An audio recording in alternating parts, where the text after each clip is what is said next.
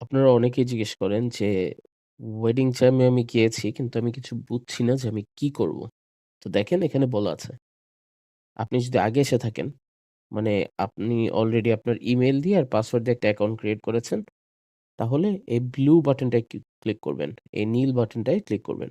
আর যদি হচ্ছে গিয়ে আগে না এসে থাকেন এবং অ্যাকাউন্ট ক্রিয়েট করেননি, তখন এই সবুজ বাটনটায় ক্লিক করবেন। তো আমি দেখাই যে নতুন অ্যাকাউন্ট করতে হলে কি করতে হবে? তো আমি সবুজ বাটনটায় ক্লিক করি। ওকে। আমি যে পাসওয়ার্ড দিয়ে দিলাম, ইমেইল দিয়ে দিলাম, নাম দিয়ে দিলাম। এখন ক্রিয়েট অ্যাকাউন্ট এ ক্লিক করব। এই তো ক্রিয়েট অ্যাকাউন্ট এ ক্লিক করলাম। এখন বলেছে আমার এই ইমেইলে আমার একটি ওটিপি যাবে। তো আমি একটু ইমেইলে যাই। এই যে আমার কাছে ইমেইল চলে এসেছে।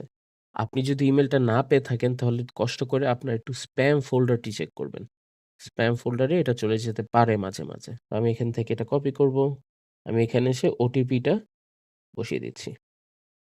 পেস্ট করে দেই। Verify code. ভেরিফাই হয়ে গিয়েছে। এখন সবার আগে আমাকে আমার ফর্মে নিয়ে আসবে। যে ফর্মটা আমার ভেরিফিকেশন এর জন্য ফিল আপ করতে হবে। এখানে লেখা আছে আমি কার জন্য খুঁজছি। এখানে অনেক অপশন দেওয়া আছে। আমি আমার জন্য খুঁজছি। সো আমি দিব নিজের জন্য।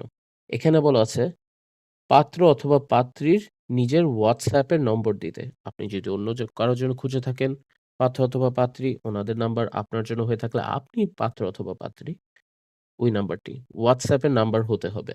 আমি WhatsApp এর নাম্বারটা দিয়ে দিই। আচ্ছা। এখানে দেখেন বলা আছে, আমি ছাড়া আমার কয়টা ভাই অথবা বোন আছে? আমি ছাড়া আমার একটি ভাই আছে। তো একটা ভাই দিয়ে দিলাম। আমার কোনো বোন নেই। তো আমি বোনের এখানে 0 দিয়ে দিচ্ছি। তারপর নেক্সট এ যেয়ে নেক্সট ফর্মটি ফিল আপ করব। এভাবে প্রত্যেকটি ফর্ম যে ফিল আপ করে ফেলবেন। থ্যাংক ইউ সবাইকে।